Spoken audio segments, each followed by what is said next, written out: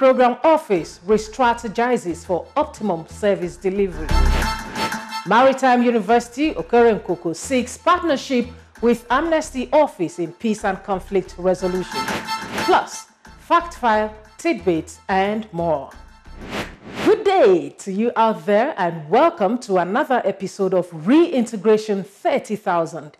My name is Stella Inamiti, and this week promises to yet again be quite the package as we bring out key activities of the Presidential Amnesty Office and captured in our regular segments.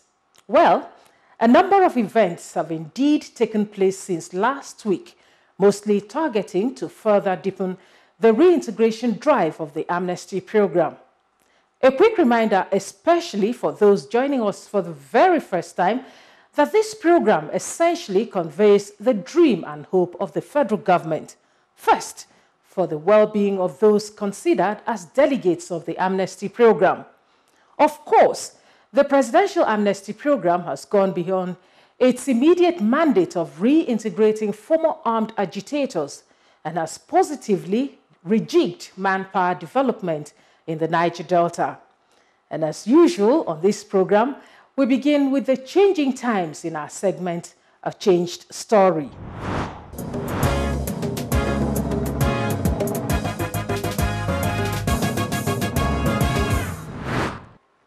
This week on A Changed Story, we have someone who experienced true change. His conviction and conversion is strong, and so is his faith in God and his willingness to continue in the path that has been paved for him by the Presidential Amnesty Program.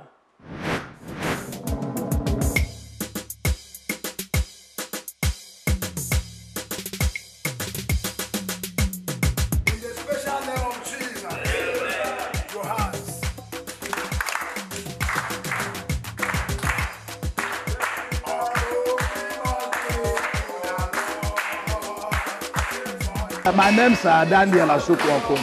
I'm a cross-river from Cross River State, Bakassi local government, and my community is a Prebuto.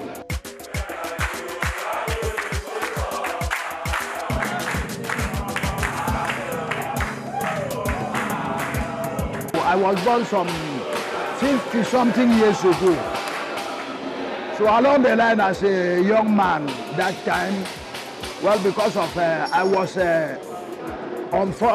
not opportune to come from a very good parental background.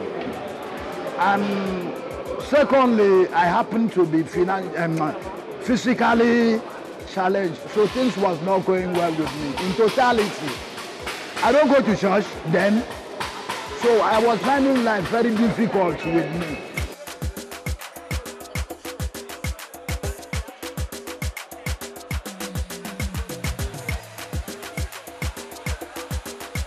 So along the line, I do go to, I joined some bad group where they say tough gambling. I will be there so that I will be doing some marking, and know how to get money. So I don't mind whether you have a little.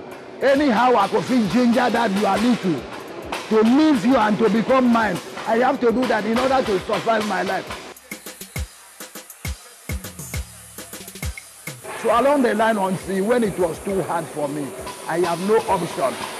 Then I had a friend from Ijo, my tribe. He had been so faithful to me. Anytime he would come, he would be there, he would be making me happy. So I was now trying to ask him, bros, what is the secret?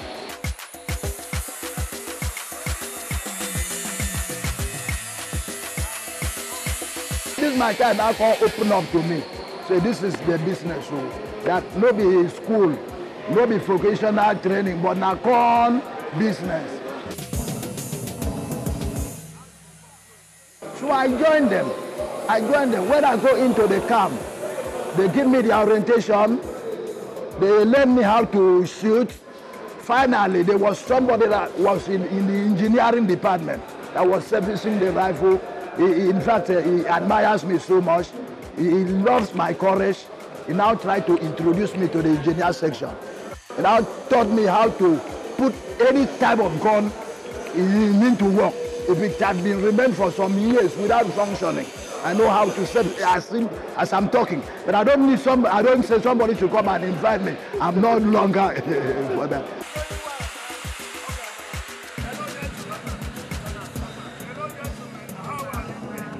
God loves me and He preserves my life. We have met so many challenges, issues, wage and down, we know, haunt us in our camp. So that when the issue of amnesty now came, in fact, all of us, everybody, all of us were happy. Those that were not happy were those that just came into the camp newly. They did not perceive what we perceive. That we can go out in 20, but we come back in 10. It's a dangerous camp. When we come and finally call us, demanded that we lay down our arms. Well, from the onset, and the way government was arranging, we come to see to it that it is no longer a vision, but the reality that we should adhere to it. Our bossman talked to us, and the army, they came, we were not harassed. They didn't molest us, and even though we were so rugged, even the army, we go to tell army, oh God, see this thing, we go collect from you, they go to break us. That means it makes us to feel among. We joined the Bubra camp, we were orientated, we have our, orientation training, and biometric image capturing. After the 2 weeks, we were asked to go back. Then, I did not know I would be somebody that I can be reintegrated to the society, larger society like this, have friends, go to church. So right now, as I'm talking to you, I am now a family man to start with. I am a father of 4, plus my dear wife, 5, and myself, 6. As I am here, they are there. They are well to do. I have a house, though it is not mansion, but at least no matter how small it is, I am contented. It makes me happy, like somebody's mansion will make the owner happy. I have a wife, I have a home, I have a society that are looking forward to me. I thank the government of President Muhammadu Buhari, in his effort, let me start it this way, in his effort to fight crime in our society. The changed story of Daniel Asukwo Okon is reflective of the mandate of the Presidential Amnesty Program. Delegates are being positioned to embrace positive values whilst working to improve on themselves in line with the agenda of the Amnesty Program to make responsible citizens of these delegates. There are ways that the program hopes to achieve this target, and one of them is through engagement and vocational training. Today on our segment Insight, we shall appraise how the Amnesty Office is using the training in welding and fabrication as a tool of engagement and reorientation for these delegates.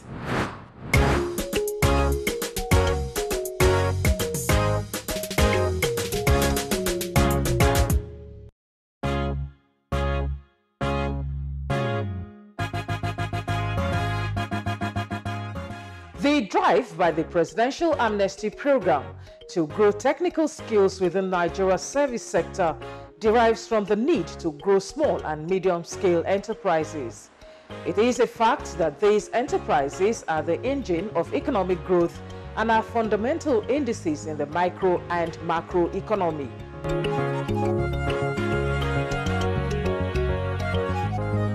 For many reasons, welding and fabrication is at the core of the entrepreneurship training group under the Presidential Amnesty Program.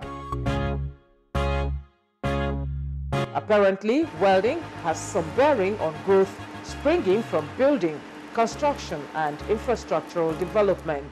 Welding and fabrication is even the bedrock of engineering.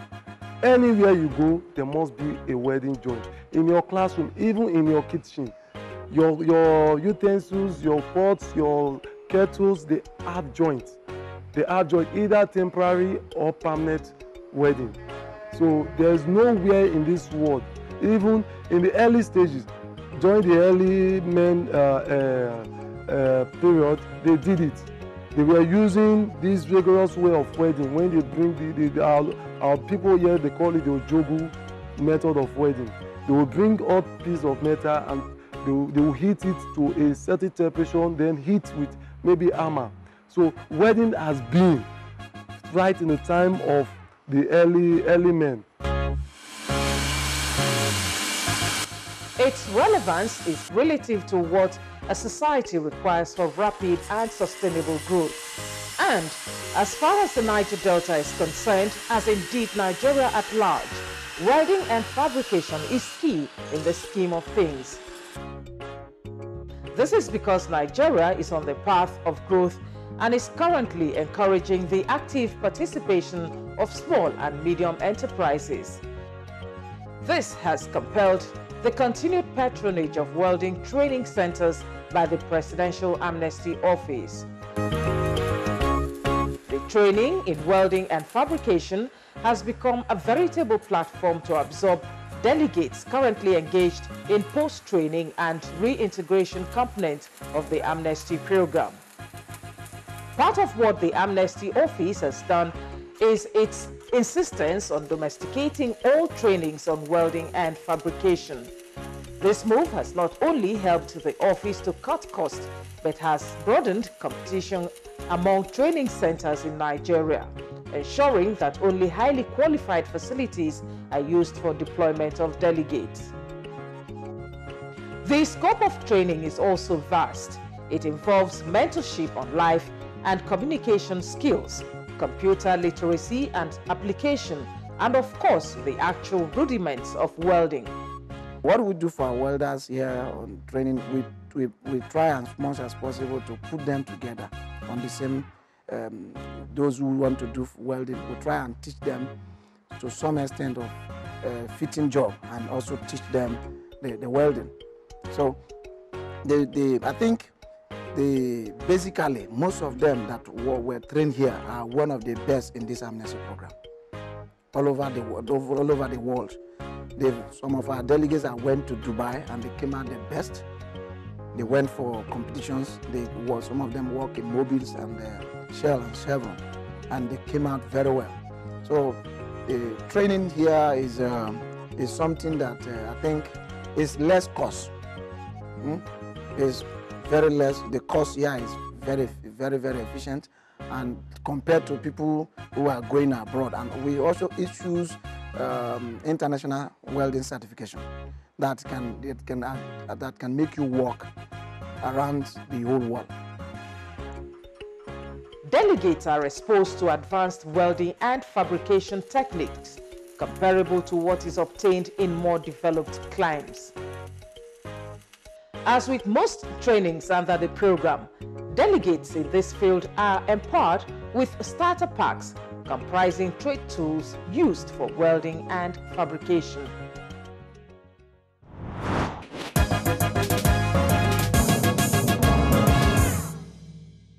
Thanks for staying with us.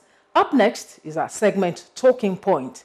Our guest is the Chief of Staff, Presidential Amnesty Office, Colonel Dedis Abel, retired. Welcome to the program. Thank you, Stella. Let's begin with some of your recent travels to some Amnesty partner nations. Was this a verification exercise or a routine assessment of delegate well-being? Okay, thank you for the question. Actually, it's in line with our desire to keep in touch with our delegates once they are outside the shores of this country on their various endeavors. This particular one was to meet with one of our delegates who has a problem in the United States, specifically in the state of Alabama, Birmingham, Alabama. For Ghana, it was a graduation ceremony for about 25 of our delegates. I think about 5 of them came up tops with some first class and second class upper and so on. And we are actually very proud to see the progress made by some of these delegates. Speak to me on your generic perception of the current direction of the Amnesty program, especially on the Agri-Business Hub initiative of the program? Actually, the Presidential Amnesty Program took a cue from the President's approach and vision of the Green Initiative. The office felt to reintegrate the number of delegates we have. The agricultural program came as a way of relief.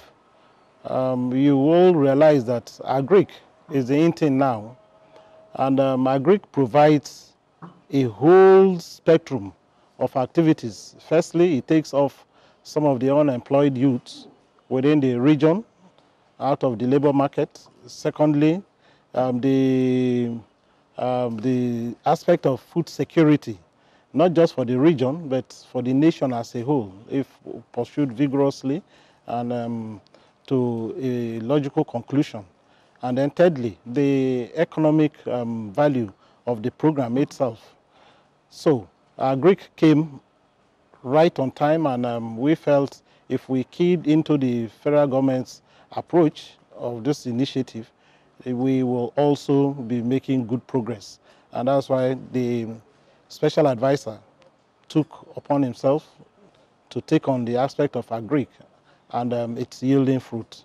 Quickly, before we let you go, as Chief of Staff, what is your impression of the workings within the office and the synergy among the various units in accomplishing the task of successfully integrating former armed agitators? Well, thank you.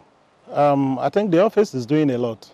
And from all indications, the various units and directorates are working hand in hand. There's a lot of synergy, a very robust working relationship, sharing information, meetings, conducting meetings, and combining activities, particularly like visits to sites and locations, training centers and so on. This is done in harmony and with contributions from all the various units and departments. So I can say the ship of the amnesty is sailing and in good waters too, and in the right direction. It has been a pleasure speaking with you on these issues. We appreciate your coming on the show and hope we can bring you back sometime in the near future. Thank you. Thank you, Stella. It's my pleasure. Colonel Dedisabel, retired, is the Chief of Staff, Presidential Amnesty Office. Time now to take our segment PAP in recap.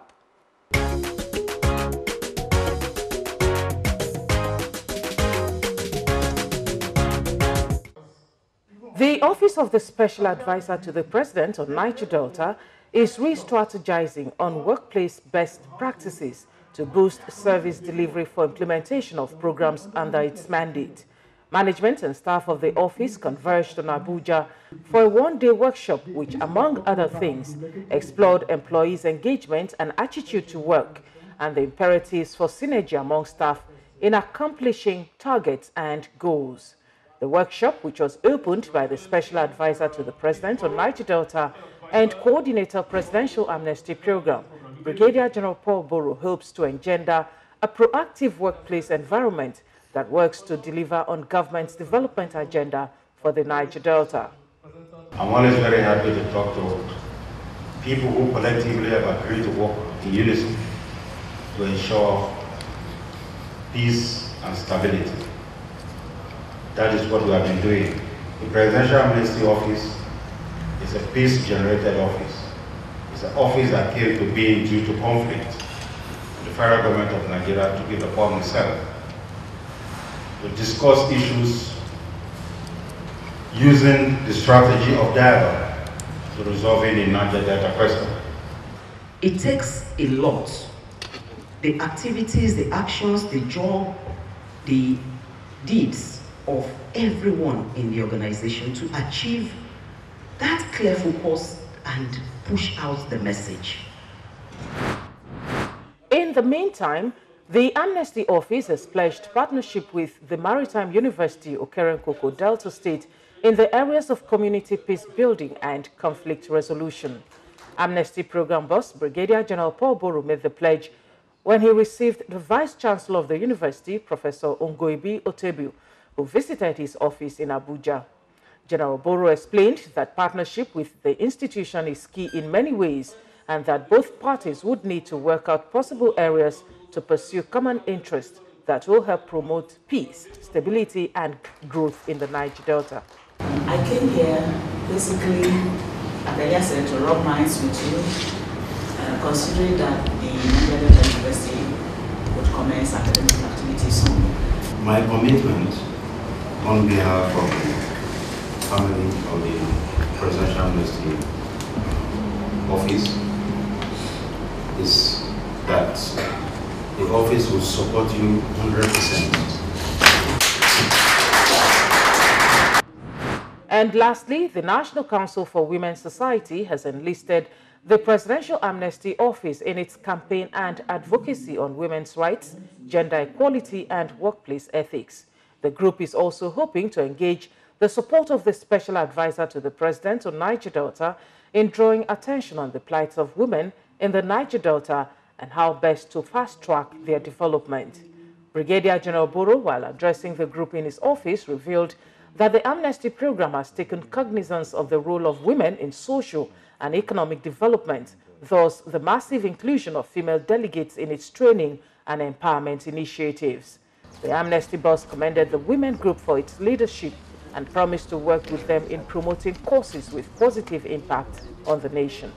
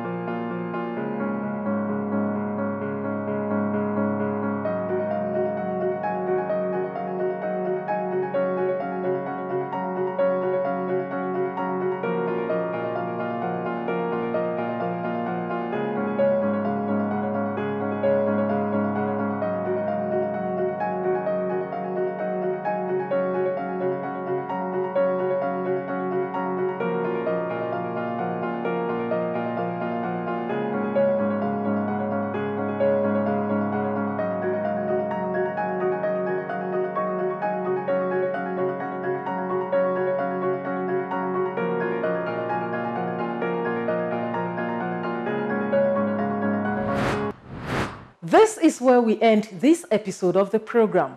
We hope we have been able to enlighten you on some of the activities of the Amnesty Program and the impact of the program. For comments and contributions, please visit one or more of our social media platforms, where we can also interact with you. We will be here same time, same station next week with more on Reintegration 30,000. And as we say always, Amnesty works. I am Stella Inameti.